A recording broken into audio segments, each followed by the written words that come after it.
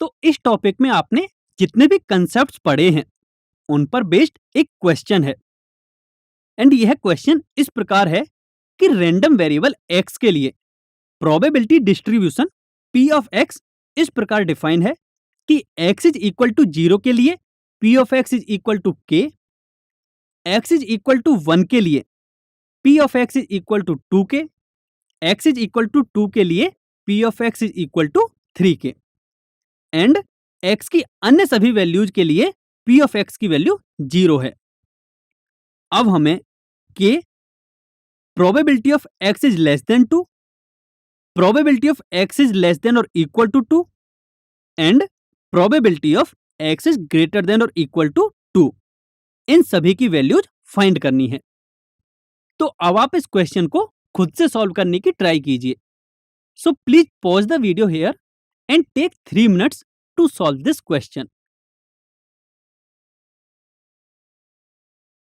आई hope आप सभी ने इस क्वेश्चन को सॉल्व कर लिया होगा। तो चलिए अब हम इसका सॉल्यूशन डिस्कस करते हैं। ए पार्ट में हमें k की वैल्यू फाइंड करनी है। हम जानते हैं कि किसी रैंडम वेरिएबल की प्रोबेबिलिटी डिस्ट्रीब्यूशन में सभी प्रोबेबिलिटीज का सम ऑलवेज 1 के इक्वल होता है। अब यहां से इन सभी प्रोबेबिलिटीज का सम 1 के इक्वल रखेंगे और जब हम इसे सॉल्व करेंगे तो हमें k की वैल्यू मिलेगी 1/6। अब यदि हम पार्ट बी में देखें तो इसमें हम सबसे पहले probability of x is less than 2 की वैल्यू फाइंड करते हैं। अब प्रोबेबिलिटी डिस्ट्रीब्यूशन में देखें तो इन दोनों के लिए x की वैल्यू 2 से कम है।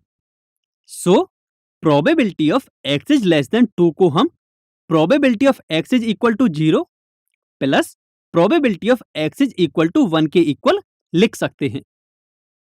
अब इनकी वैल्यूज रखकर जब हम सॉल्व करेंगे तो हमें वैल्यू मिलेगी 3k।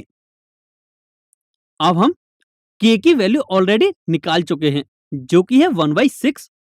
तो जब हम k की वैल्यू यहां पुट करेंगे देन वी गेट 1/2 यानी कि probability of x is less than 2 की वैल्यू हमें 1/2 के इक्वल मिली है। अब हम probability of x is less than और इक्वल टू 2 की वैल्यू फाइंड करते हैं। यदि हम प्रोबेबिलिटी डिस्ट्रीब्यूशन में देखें तो इन सभी के लिए x की वैल्यू 2 से कम या फिर 2 के इक्वल है।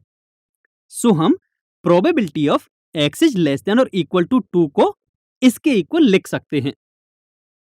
अब इनकी वैल्यूज रखकर जब हम सॉल्व करेंगे तो हमें आंसर मिलेगा 6k एंड सिंस k की वैल्यू है 1/6 जब हम इसे पुट करेंगे और इसमें रख के सॉल्व करेंगे then we get probability of x is less than और equal to 2 is equal to 1। अब हम आगे probability of x is greater than और इक्वल टू 2 की वैल्यू फाइंड करेंगे।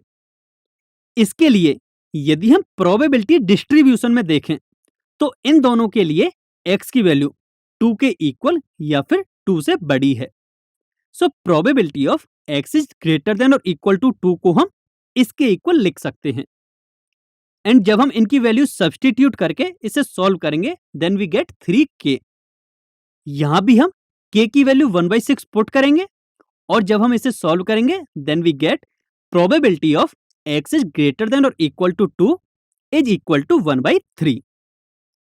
आई होप आप सभी को ये क्वेश्चन अच्छी तरह से समझ में आ गया होगा।